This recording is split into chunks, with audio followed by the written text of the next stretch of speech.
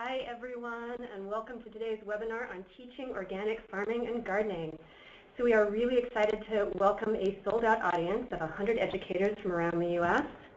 And we're also very excited as this is our very first webinar for all of us here, so we really appreciate your interest. So you're going to notice some beeping noises while I'm talking, and that's people logging on, and apparently we haven't quite got how to mute that. So please go ahead and excuse that. So today you'll hear from Jim Leaf and Sky DeMuro, two farmer educators from the Center for Agroecology and Sustainable Food Systems, which we refer to as CASFS, from the University of California at Santa Cruz. My name is Jan Perez. I'm the Associate Specialist in Research and Education at CASFS. We're also here with Martha Brown, our editor at CASFS, who will be collecting your questions and sharing them with Jim and Sky. And we are also two of the three editors of the training manuals that we'll be reviewing today. We're also here with Jesse Beckett from CCOF, California Certified Organic Farmers, who's managing the technical aspects of the webinar. And also the webinar is brought to you by CASFS, CCOF, and is funded by Western Fair. So how this will work. Today's session will last for an hour, at least an hour, and we hope to have lots of time for questions at the end. If we have a lot of questions, we can run over till about 12:45.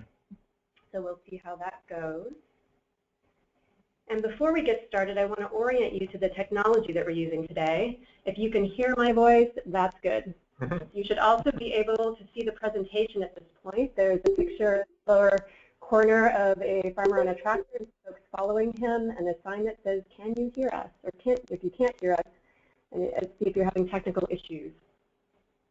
So if you're having any technical issues, please call CCOF 831-423-2263, extension 6260.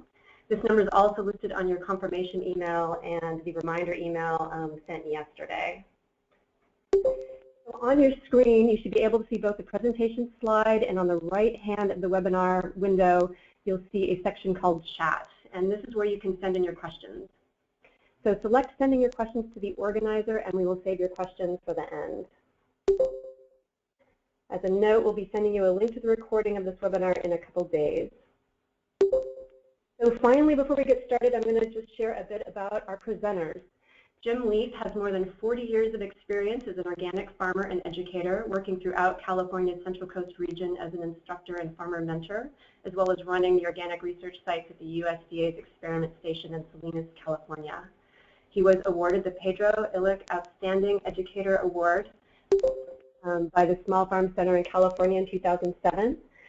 Specializing in small to medium scale mixed specialty crop farm production, Jim wrote and contributed to many of the units in the Teaching Organic Farming and Gardening Manual, focusing on soil management, tillage, cover crops, irrigation, weed management, and soil testing. Sky DeMuro is a garden instructor at CASFS. She helps manage the Chadwick Garden with Orrin Martin, where she educates apprentices and undergraduate interns. Sky also teaches workshops for home gardeners and beginning farmers on the Central Coast. Prior to working at UCSC, Sky co-managed a diverse 7-acre organic farm near Santa Cruz. She's apprenticed on educational and CSA farms in California and Massachusetts since 2006. She's co-founder of Root Down Farm, a heritage breed, pasture-based farm in Pescadero, California, where she helps connect people to honestly raised meat. Sky has also contributed to the training manual units on tillage cultivation, direct seeding, and transplanting, and marketing, or making and using compost. So with that, I'll turn it over to Sky. Good morning. So we're just going to show you here what we're going to be talking about in detail. We're going to give you some history of the curriculum manual and what we do at CASFS. We're going to talk about who uses this resource, which might be many of you out there. Talk about who helped fund this and what's new. If you have used the old manuals, we'll point out what's new in the latest revisions. And we're going to look in detail at one chapter, the making and using compost, so that you can begin to get familiar with how the chapters are laid out. And we'll also talk about additional tools that are available online and modes of instruction. We'll make sure you know how to access the training manuals, both online and in print. And then Jim and I will talk about attributes of a good presentation, leaving plenty of time for discussion and Q&A. Okay, hello everybody. Thanks for joining us today. If you're not familiar with the UCSC farm, there's plenty of information on our website to orient you to all that goes on there. It's a pretty multifaceted farm and teaching and demonstration farm. Started in 1967, but it's really gone through an interesting evolution through the years to it really stands out kind of worldwide as one of the better examples of a teaching and demonstration farm associated or affiliated with a university campus. So we're on the UCSC campus, and it is probably important to point out that I mean, one of the reasons the farm has been so successful in its evolution is that it has received significant funding support through the years from the University of California, along with a lot of grants, gifts, foundations, etc., to keep it supported. And I think one of the unique things about the UCSC farm is that the farm managers and garden managers are the primary apprentice instructors, and the real benefit to this is that they've got their hands in the dirt, so they really know, they understand the systems that they're teaching, and therefore can do a much better job of instruction. We also invite a long list of speakers to cover a range of topics, from soil science, pest management, food safety, farm labor issues, et cetera, et cetera. The list goes on and on. So throughout the years, the staff at the UCSC farm has really worked diligently to really figure out how to make this teaching work. To really, to kind of find what are the best modes of instruction for all the various topics, and so we've really done a good job of identifying which topics are best suited to lecture, to small group demonstration, and hands-on training. And so we'll be talking a lot about those modes of instruction throughout this webinar. So as far as the curriculum project history, for many years, our curriculum existed largely as an oral tradition developed and delivered by farmer educators. People started asking, hey, have you written down what you're teaching? It became clear to us that we really needed to do that, and many years ago, we were very fortunate to have an apprentice, Albie Miles, who became involved with the farm kind of on many different levels. But one of his contributions was really kind of pushing us to really come to really think through our curriculum, lay out the courses so that they're in sync with the season as it progresses, and really kind of formalize our curriculum. And at that same time, Ann Lindsay was doing a lot of fundraising, and the two of them kind of teamed up and created an opportunity, so to speak, to really kind of put together this teaching and the curriculum manual. So the Teaching Organic Farming and Gardening was published in 2003 after a lot of hard work from a lot of different people and a lot of contributors. And then Teaching Direct Marketing and Small Farm Viability was put out in 2005.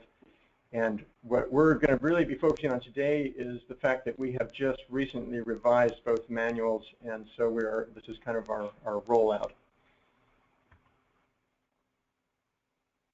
Some facts that we know about from the first edition of manuals. We had thousands of requests, more than 10,000 online requests, and 5,000 page views a year. We've also, we sell the hard copies, which we'll make sure and tell you how to get if you prefer the big binder. We've sold 150 copies a year on average. So who uses these resources? I suspect maybe a number of you are using them, or perhaps will be using them, but short of that, we've had a lot of use from state and community colleges, universities with student farms, sustainable ag programs, extension programs, urban and rural farms with internships or apprentice training programs or mentorship programs. Other users include master gardeners, international training programs, incubator farms, craft groups, urban ag training programs, And after really taking a good look at all of the revisions we've made, it's become really clear to me that this curriculum manual could very well be used, and probably is used by farmers just seeking information. The thing is just packed with information, and the nice thing about it is that the information is very accessible.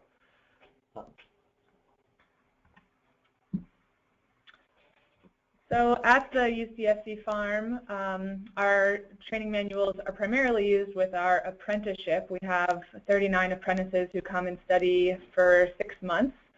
We also have a lot of undergraduate interns that we're increasingly teaching more undergraduates in classes and internships, and as well as graduate students and researchers and student workers. So I briefly mentioned funding a minute ago. Here's the list. I'm not going to read through the list, but I think it's fair to say that this list is pretty extensive and really speaks to Ann Lindsay's ability as a fundraiser. And I think it also speaks to the fact that there's a lot of interest in producing curriculum materials for beginning farmers and other end users.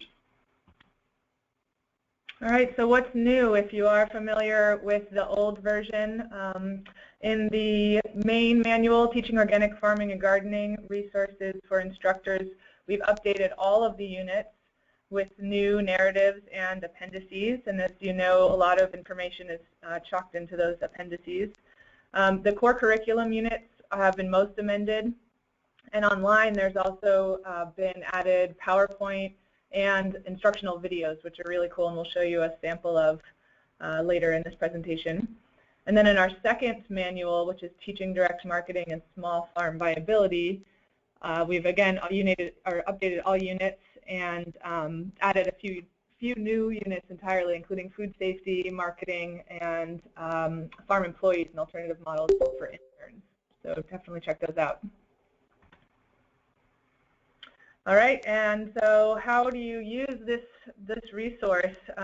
We're going to go over what is covered in each book or in each chapter online, and some of the new features that are included in the new edition.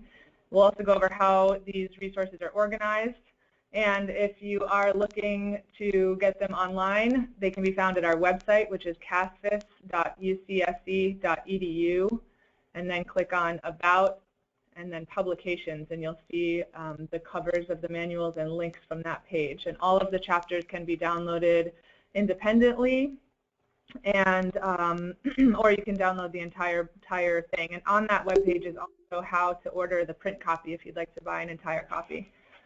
I also do want to encourage people as they come on to definitely type in questions, and we're going to collect most of the questions and save time for discussion at the end. And as you are coming on, we are still hearing some beeps from people as they join, so just that is normal, and welcome.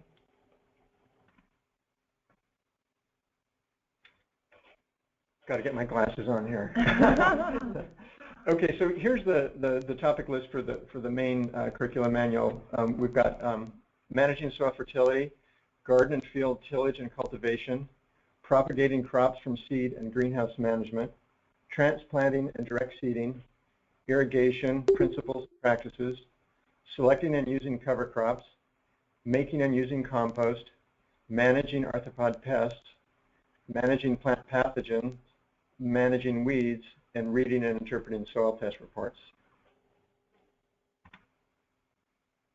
In the Part 2, Applied Soil Science, Soils and Soil Physical Properties, Unit 2.2, Soil Chemistry and Fertility, and then Soil Biology and Ecology.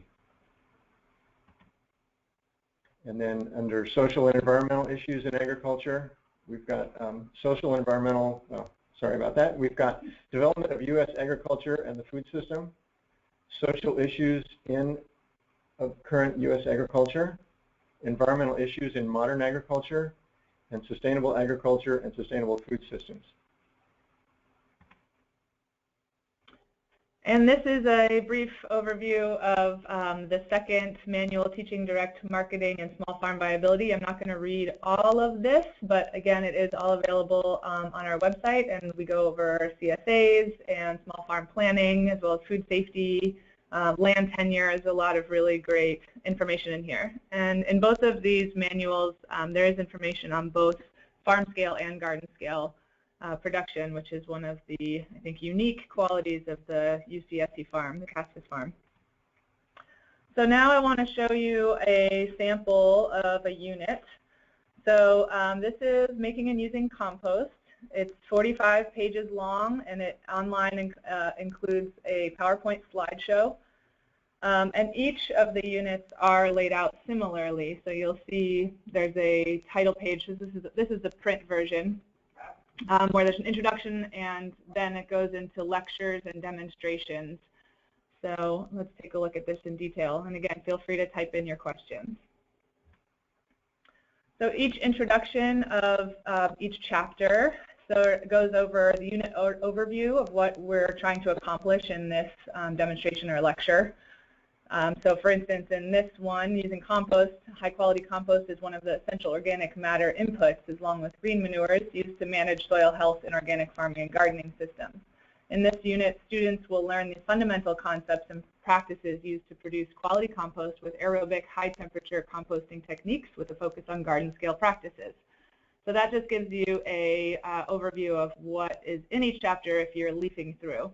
And then we break down the modes of instruction. So for instance, in this chapter, there's a lecture, which we estimate to be about an hour and a half, and then a demonstration of garden scale compost production, a hands-on exercise for students, which we estimate to take 3 hours with additional monitoring of the compost piles afterwards. And then a second demonstration, we go over field scale compost production. And there's assessment questions if you choose to use those either before and or after to figure out where your students are at, or to see if you have done your job in teaching.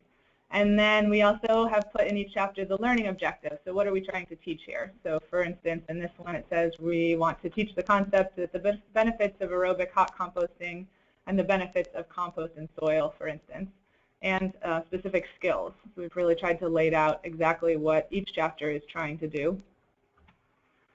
And then we go into the nitty-gritty here. So sometimes, if you have the print version or if you print out the PDF online, we'll even take the chapter out into the field. So if I was doing a garden lesson or a compost lesson in the garden, I might even take this unit out, just staple it together. And it's just it's great notes for your lecture and to get you prepared. So we'll go over the pre-assessment questions again to figure out where your students are coming from as a baseline, and then just define terms, talk about the benefits. So this is just really specific details of your topics. And then we go into the demonstration. So we, again, have an overview, and then I've laid out what we have found to be helpful for preparation and materials. So we've gotten really specific. So at the compost site, mark a 5 by 5 by 6-ish base for the pile before your students get there. Gather your materials, gather your tools, assess existing piles for examples of various stages of decomposition. So, it is really important to be very familiar with whatever you're teaching, but we've really laid out a roadmap here for how to feel prepared for your lesson. And then in the compost chapter, as in many chapters, there's multiple demonstrations or multiple lectures. So for instance, this is building and monitoring a compost pile. And then, not to be overlooked, because this is where the real good stuff comes, are resources. So we have tons of books and websites and other resources that are very much worth looking into yourself for more information and sharing with your students for sure. And then there's lots of appendices and extra information, again, to use both as an instructor or for your students. So for instance, here we have the heat curve of a aerobic compost pile of what's going on there. And then this is really cool. Jim's going to tell you about additional teaching tools that we've put on the online version. So yeah, in terms of additional teaching tools in the units, we've added assessment questions that follow from lectures and demonstrations. There's also some really beautifully written and laid out narrative supplements and case studies that function as student readings. And then in the appendices, there's a lot of new material, including illustrations, graphs, diagrams, etc. And then the two things we're really excited about, PowerPoint presentations, which seem to be a more and more popular mode of kind of instruction for lecture.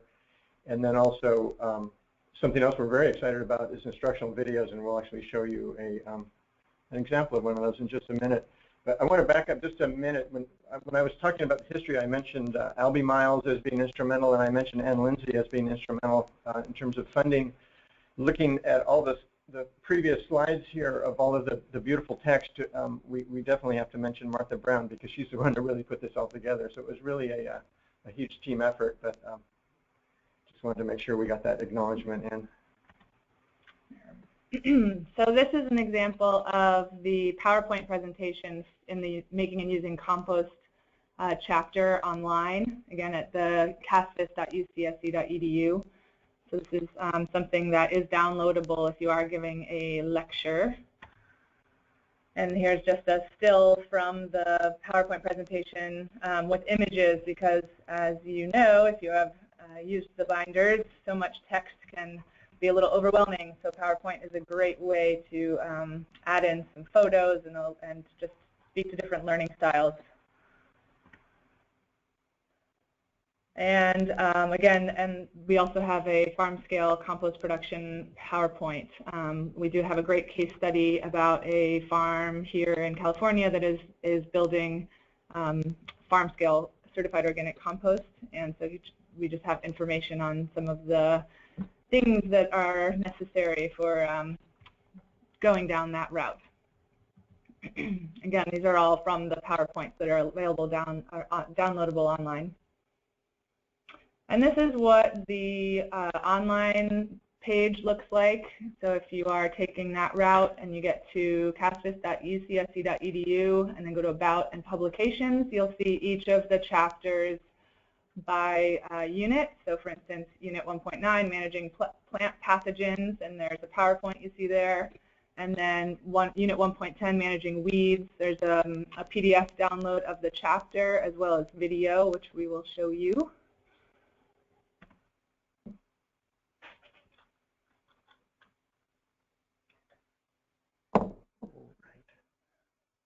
Okay, bear with us here. Yes, this is our first webinar, so thank you all for being patient. There you go, Jim. There, look at that. Whoopsie. We're also using PCs, which is not our... I'll let Jesse take over.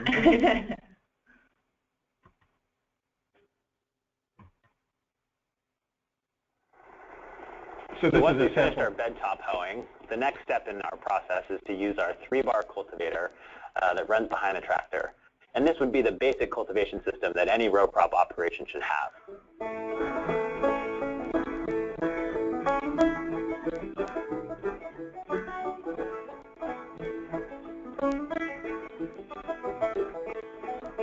The first thing to take note of is that in our system here, our tractor tires are set up so that they're 72 inches on center, which would mean from center of one tractor tire to the center of the other tractor tire. So when we go to set up our sweeps on the back, again, you see there's 3 sweeps. This tractor would work over 2 beds. The distance from one sweep to the next is 36 inches. And then all the way to the end, there's our 72. So we know that these are measured exactly right so that they're working right in the center of those furrows.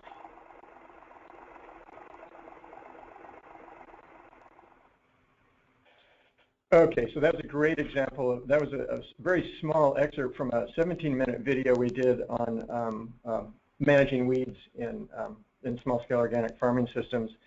And that's been a very powerful tool, and a lot of people have seen it, and we've had nothing but positive responses to it. And I keep hearing people mention it as we move forward. So I think there's a lot of potential for utilizing video to really get across a lot of these more complex topics like weed management. I mean, it's difficult to really get across some of these points in a field demonstration, and it's very difficult in a lecture format. But video, I think, has a lot of promise. So anyway, we wanted to share that with you just so you could see what we're all excited about. Yeah, and if you haven't ever really used many online resources or videos, I think what Jim just said is really important, because so much of this does need to be taught in the field. But even when you're in the field, if you're giving a tractor demonstration, for instance, there's still limitations to what you can show. And so the great thing about that video is some of the diagrams that are put in there to really show what row spacing is. So it's a great addition to both lecture and in-field demonstration. Okay, so just wanted to kind of touch briefly on the various modes of instruction. These are all modes of instruction that are outlined in the curriculum manual and can be adopted for all these various topics. We've got a lot of hands-on exercises and activities, and it's really nice to be able to have a kind of a written format when you go out into the field to follow a kind of a protocol to teach many of these topics. We rely very heavily at the UCSC farm on actual field demonstrations, and both field and orchard demonstrations. And it's always good to get people out in the field and really kind of thinking and seeing and doing and touching and feeling. So this is really important for this type of education. And field trips also are very critical part of the learning curve. It's always really good to see what other people are doing and visit other farms. This photo here is from an equipment auction that we took our apprentices to this last year that was really an eye-opener. It's a large-scale farm implement auction down in the Salinas Valley. It's very, very different from what we see every day on the farm. So really, really opens the eyes to all the possibilities and challenges too, of course. And then, yeah, a great deal of what's in the curriculum manual is based on lecture format. But we also do lots of panel presentations, and then anytime there is a lecture or panel presentation, it's always good to involve dialogue. And something Jim and I actually have been doing more of is more of a roundtable format to really get, even different than a panel, just get everyone really participating and hearing from both beginning farmers and more intermediate and advanced people. Just getting that breadth of experience has been very rich.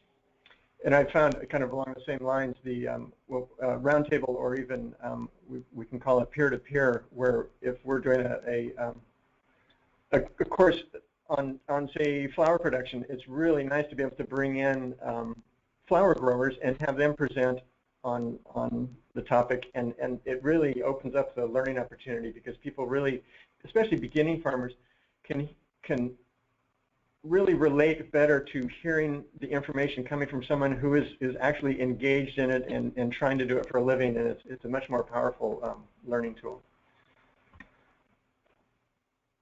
And then, of course, oh, I'm sorry, Sky. It's okay. Yeah, so hands-on demonstration and exercises, which again are outlined in the manuals, but just getting out there and, as you can see, sometimes getting literally into the soil. Just a picture of an instructor in a soil pit, just really driving the point home, because that's the only real way to learn farming and gardening, as you all know. And something that we teach and do at CASFS is what we call I do, we do, you do. So first, the I do is more of demonstration, discussion, lecture, and then we do the apprenticeship model of side-by-side, working side-by-side with mentors or instructors and students, and then eventually working towards the you do, which is the independent activity to build skills, muscle memory, comfort with the process, leading towards competency and eventual mastery of the skill or topic. And then, the more I teach these types of skills, just even things that are kind of outlined here in this picture, but also things related to weed management. It just strikes me every time. It takes hours and hours and hours and hours to master these skills, and I think a lot of people don't realize that. It's an important thing to keep in mind.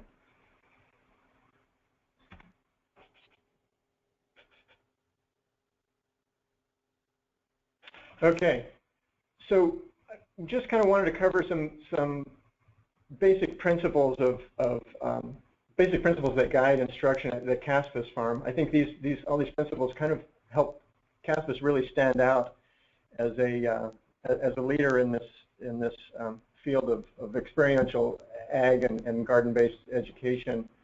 We really strive for staff to work side by side with apprentices, allowing them both to work independently, but also kind of creating teamwork and creating opportunities for group projects.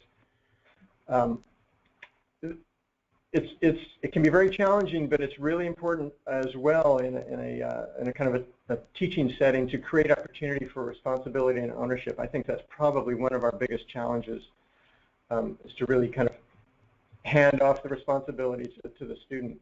But it's a critical part of the learning process.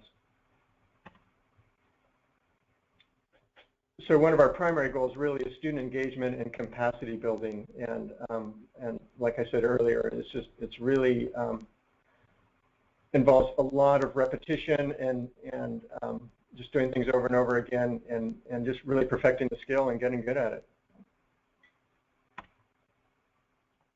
And there it is, the value of repetition, doing it again and again and again. So yeah, and it's always good to build in opportunities for observation, reflection, create problem-solving exercises, and it's really good to draw on connections from one practice, crop, or concept, and try to understand its application across the entire system. I think this was one of the things that Albie really helped us kind of understand and really refine. And we hear this a lot of times from apprentices. You know, it's like they want to really be able to understand the whole system, and it's hard to do in farming, because farming and gardening just relies on so many small specific tasks throughout the year that it is a challenge, but it's also really important for us to remember as instructors to really continually come back to kind of drawing connections across the entire system. And then yeah, there are many opportunities to kind of take management templates for one crop and then transfer those to other crops.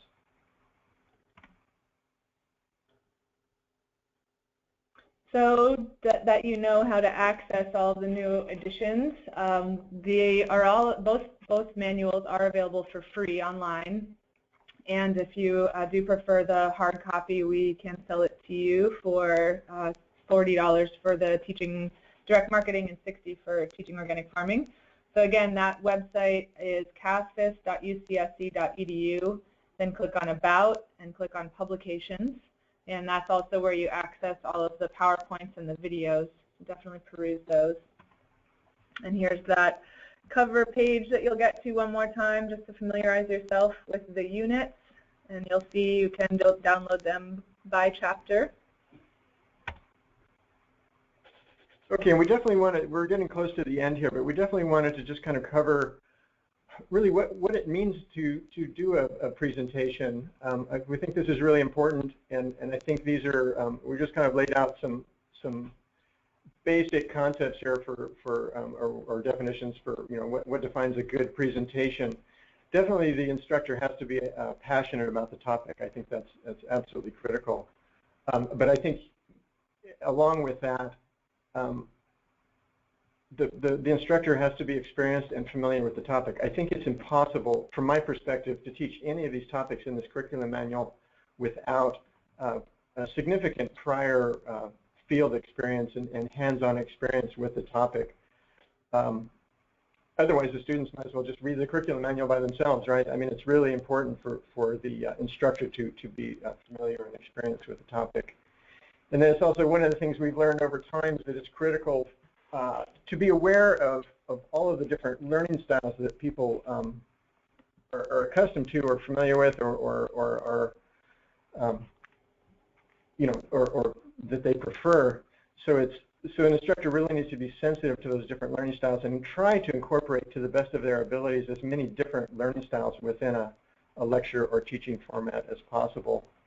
It's always good to set specific goals for learning outcomes. I think the manual does a really good job of that. In the each of the lectures has a you know, kind of learning goals and outcomes.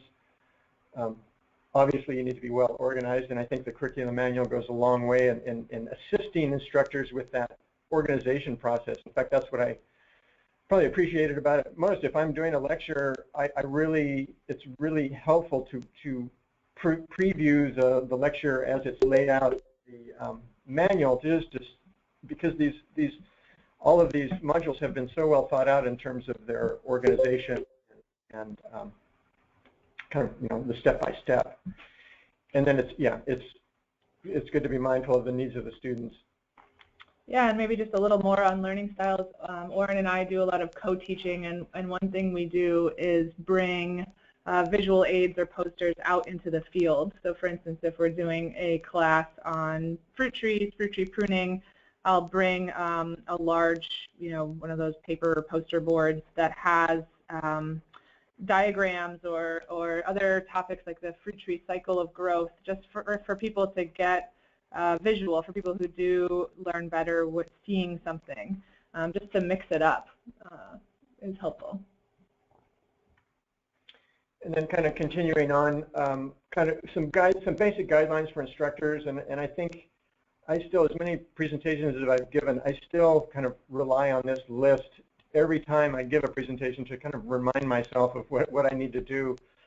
But it's always good to give a basic overview of class content at the beginning of the class or the demonstration. It's very important to make students feel confident with the topic. This is not always easy, especially when we get into some of the more complex topics that involve math and you know, math calculations like irrigation. But it's important. I think this is probably one of the most important ones, is keep to the basics of the topic. Instructors tend to they know so much and they want to share so much with the students that they can get in a little over the heads of the students pretty quickly. So it's really important to stick to the basics of the topic. It's also good to assess the level of skill in the audience. A lot of times when I'm giving presentations, there are people in the audience that have as much experience as I do. Say, for example, doing a irrigation uniformity test. And it's nice to be able to have those folks in the audience to tap into their knowledge base too and have them share, and it really opens up the learning for the whole room. Always important to allow plenty of room for questions and discussion and information sharing. And then I always like to provide examples and share experiences and stories to back up points that I'm trying to make. I think that there's something to be said for a good story, and people like to hear that, and it just helps with the flow of the presentation. And then whenever I'm teaching and I run into problems with, when I can really tell, oh, the students, they're not getting this, or a couple of them aren't getting it, and I can stand there and repeat something over and over again, and we're going to be in the same boat. But if I can tap into to other students in the audience and have them attempt, in their words, to explain the issue or the challenge, that can go a long ways towards to really getting a complex topic kind of more generally understood by the audience. Yeah, and I wanted to just reiterate that. I mean, either if it's tapping into your students or having a co-teacher, just the importance of having multiple voices or having different people try to explain the same thing can really increase the breadth of students that you reach. And then continuing on, yeah, just encouraging participation and engagement really helps. It helps the students to feel like they're a part of the whole process. I like to ask questions to engage students.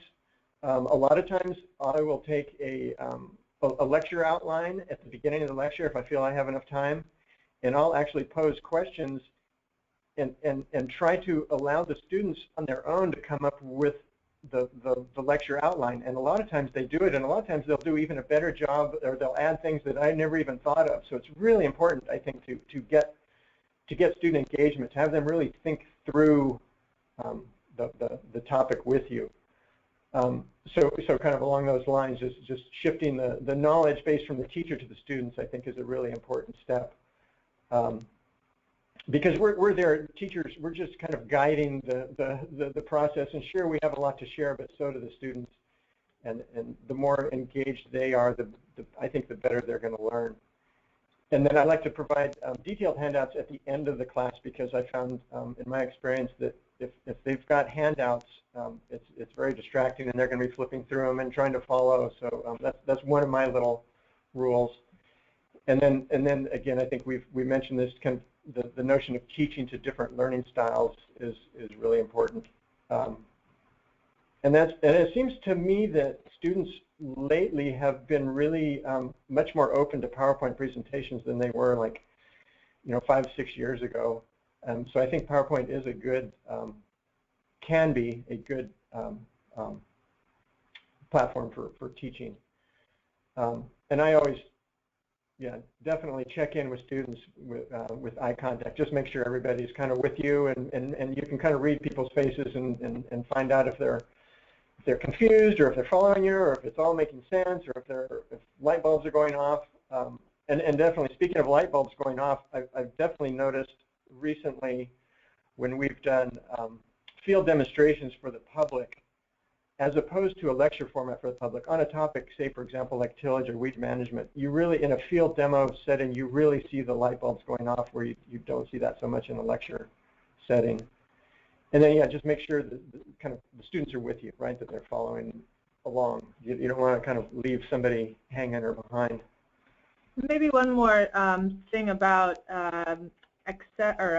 sort of meeting your students' needs. One thing we're trying to do more this year at CASFS is just the beginning of the day or the beginning of a demonstration, just going around and just asking anyone if they have any access needs, and that can be anything from, I'm waiting on a really important phone call because my grandfather is in the hospital, or, I actually am hard of hearing in one ear, and so I'm going to ask you to speak up. But it's a nice way to acknowledge that there might be different needs and to get them out on the table right away. Okay, so here's our report card. Now you can rate us on how we've done here today with this webinar. I must say, this is a first for both Sky and I, so it's kind of interesting. It's maybe a whole new format for instruction. I don't know. I must say it's a little interesting talking to the computer instead of a whole bunch of happy smiling faces, but I'm imagining all of your happy smiling faces out there. So yeah, these are common mistakes, and I will say too, it's good for instructors to sit in classrooms, become the student, go to some workshops, see what other instructors do, kind of see how it feels to be on that other side of the lectern. These are some of the things I've just noticed over time that can kind of bring down the grade on a presentation. I think rushing through material it never works. Attempting to cover too much information, showing busy slides with too much information, allowing students to derail the discussion or get off topic. This one takes a lot of skill on the part of the instructor to kind of diplomatically work with the students or class participants or workshop participants to keep them on topic and focused and not let them kind of derail things. I personally think it is never a good idea to go past the designated stop time. That's just, unless everybody is so into it and everybody's so engaged, then by all means. But if you say you're going to stop at noon, it's a really good idea to stop at noon. Sometimes what I'll do to address that and other things is to check in at the stop time and just say, that we have reached the final time and anybody is free to leave, sort of release them, and then anyone, if you have more time, say if anyone's interested in staying another 10, 15 minutes, I'm happy to keep talking, but just to give that out to the people who need to leave. And then I'm guilty of this one, making promises and not following through. I mean, the best example is, oh, yeah, don't worry, we'll cover that later. If you say that, you better mean it, because the students are on you, and you'll hear about it in your evaluations if you don't do that. Wait a minute, you said we were going to follow up on that. So I think this is good. I think we've got about 15 minutes left. Hopefully we followed all those guidelines pretty well. We definitely wanted to leave time for discussion, and you can type in questions. And this is just kind of the final slide before the last, thank you slide, with just a list of items. These are all things that, we would love to talk about and could probably talk about for hours and hours and hours. These are things that we think about all the time. How do you tailor the curriculum manual to meet your own needs? Got lots of ideas in that regard. I do that a lot myself. I'll take a lecture and I won't follow I'll use it as a guideline, but I'll kind of adapt it to what I want to do. I don't think I've ever given 2 lectures that are the same, so it's really hard for me to follow a specific lecture format. I think one of the other interesting questions is just thinking about farmers as educators, and that's a whole kind of webinar unto itself. And kind of along those lines, how do you, if you are a farmer and you are considering instruction, how do you do that? What's the process? The importance of demonstration farms, I think, is a really important topic, and the thing that I've really come to realize is they are absolutely critical, but they're also very expensive, and that's a whole nother discussion and webinar unto itself probably too. What is the role of extension? What's the best way to teach farming? This is what we ask ourselves all the time, and it's interesting when you have, I've been in the opportunity now working with beginning farmer rancher funding to actually work in the field with beginning farmers who went through the apprenticeship program, and I can see very clearly what they did and didn't learn, and sometimes I'm alarmed at that and wonder, how can we do this better? And as we mentioned earlier, I think there's a lot of power to the whole notion of peer-to-peer instruction. I think that is one way we can do this better. It's also critical to measure success, and I think evaluations are absolutely critical. And yeah, the list can go on and on, but yeah, we're set to take questions now. Yeah, so we will turn it over to Martha, who's been collecting your questions, and will continue to do so, and have her ask us things that you are asking. So here's a question from Elon, and he has used the older version of the manual in the past, which included both instructor lecture outlines and student lecture outlines, and he's asking, are those still available? And in fact, I can go ahead and answer this because, and Elon, they aren't. We decided to leave the 2 versions of the outlines out this time and just go with the full outline for both the instructor and the students, in part because people we surveyed prior to doing the revision said they weren't using both versions, and also we needed to make some cuts to the text in order to fit in all the new material, and as it was, we ended up adding about 100 pages of new material. So that's one of the things that went by the wayside. Mm-hmm. Okay, this is a question I know that's going to resonate with a lot of people. How do you balance what the farm needs during a given week with what the students need to learn that week? Ooh, that's a hard one. So the question, again, just so everyone heard it, is how do you balance what the farm needs and what the students need in a given amount of time? That is the crux of an educational farm. When you figure that one out, let us know. I think you just have to think of the farm as an educational farm, and I think in our case at CASFS, I tell people often the crop is the students. That's the end result, or that's really what we're trying to produce, and the actual crop that we're growing is kind of secondary to that.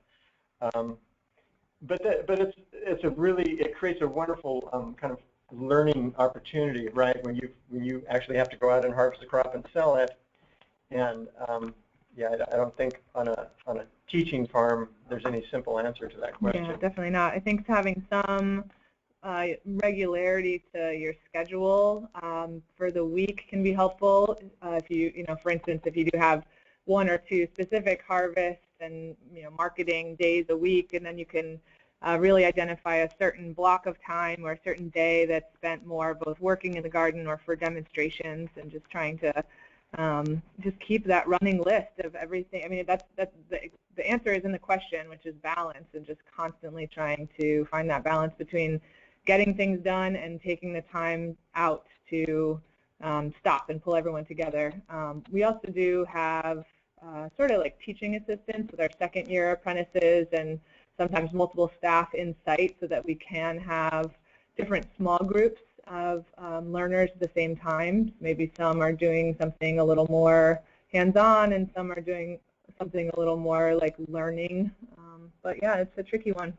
Yeah, and I think it's safe to say the level of learning is directly related to the amount of funding that you have for that learning.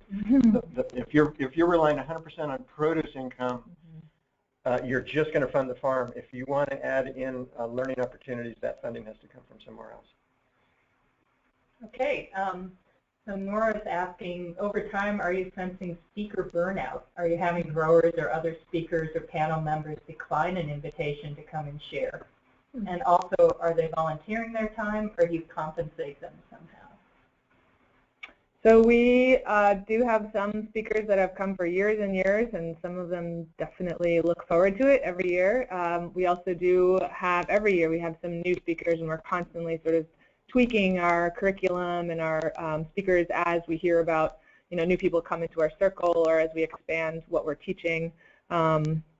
We do provide some payment to our speakers, probably not as much as they are truly worth, sort of like farming. Educators are also underpaid, but yes, we do compensate them for their time somewhat.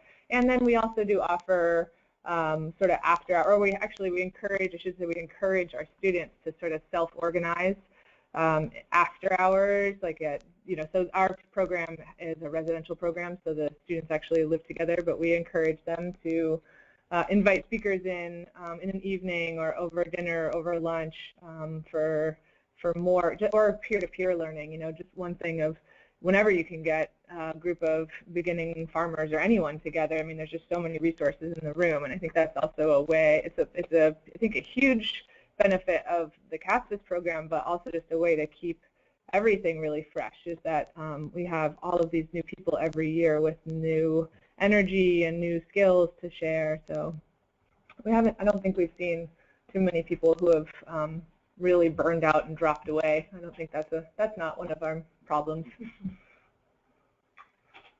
Okay, one more question. Is there some way to view this webinar again at a later time? Yes, it is being recorded, and I'm going to send out, we're going to post it on the web, and I will send out a link to that later this week. So anyone who's registered, I've got your email. Okay, Kat has another question about what are some of the examples of projects that you entrust to students to create opportunities for them to take on responsibility?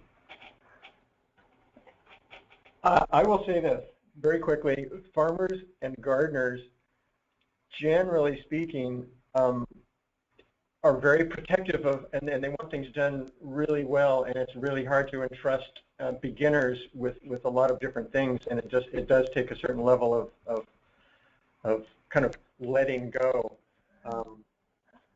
But hopefully Sky can come up with some great examples. Oh goodness, I mean, I think that's really where that I do, we do, you do thing comes in.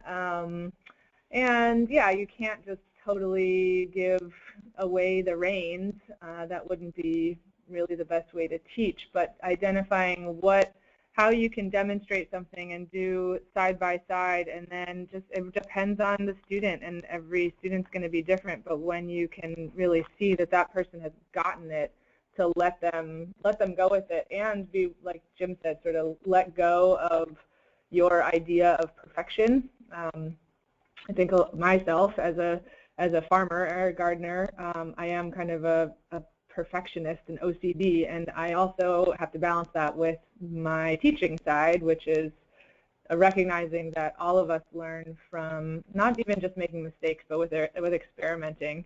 And just, so I guess sort of that Buddhist concept too of beginner's mind, and encouraging that in your students, and also as instructors, just being open to the fact that your student might do something differently that could be helpful for you too.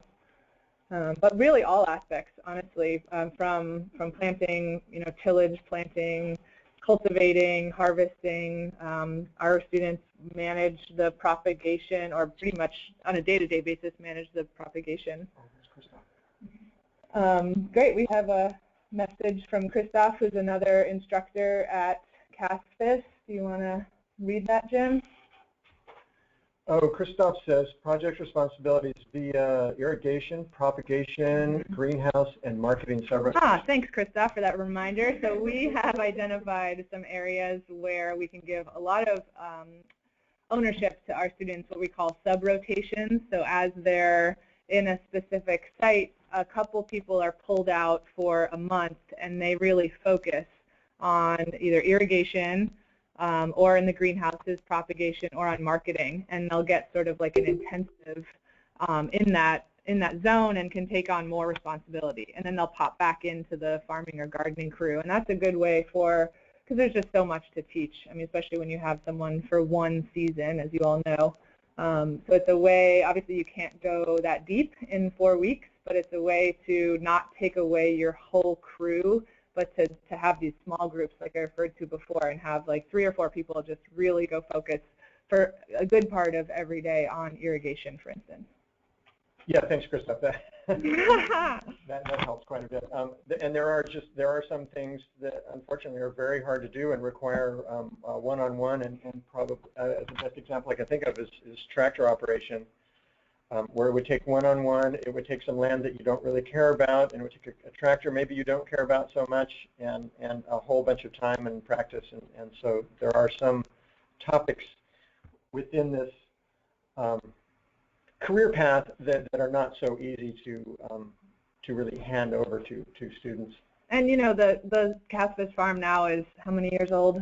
40 plus 7 or something. And so we have a lot of people in our community who know that we are a student farm, and it might be different for some of you who have a new student farm, but our students actually run the CSA and the farm stand, and so people are used to students and new farmers interacting with them. But I think that can be obviously, depending on how it's run, it could be somewhat chaotic, but we have had 40-something years to really try to figure out how to get a constantly changing crew in to be managing your marketing. But sometimes I tell my friends who are either farmers or manage landscape crew, try to explain what I do. I say, can you imagine if you were running a farm and then every 3 to 4 weeks you got a new crew throughout the entire season? So it's a little bit of insanity too. So there's a question from Seth. Do you use any written means of assessing student learning? Written means we don't have tests per se. Again, we do have assessment questions in each of what we've taken as the core curriculum. And so what I'll do more like sort of pop quiz kind of popcorn style answers, not really a graded thing to see where people are at. But yeah, we don't use the written test. We are right at the moment as part of just at the beginning and ending, so it's not per class or per section or rotation, right. but more the beginning and the ending of the whole program, and that just gets roughly at kind of where people were before and afterwards in their own assessment. So it's not a instructor assessment of learning, but a self-assessment. Yeah, so right when people come, we assess where they're at, and we have them answer the same questions when they leave, just so they can and we can get a sense of what they learned. But like so many things in farming and gardening, sometimes you don't realize what you've learned until 3 years later when you're doing it again. So it's now, we're just at 1:30. 12:30, excuse me. So we're going to wrap this up. Or do you have more questions? Okay, great. So we're going to wrap this up. Thank you so much for joining us. Yeah, thanks everybody. Thank you. A fun new educational experience. Yeah, and again, we're going to be posting a copy of today's session on our website, and we'll email you a link in a few days. I'm also going to be sending out an email to you right now with a link to a survey. And this is our first webinar. We'd really appreciate your feedback. We'd really like to know what you'd like to see more of and how this was for you today. So please look for that email. It will be from me, Jan Perez. And we hope you have a wonderful afternoon. Thank you so much. Thank you. Bye-bye.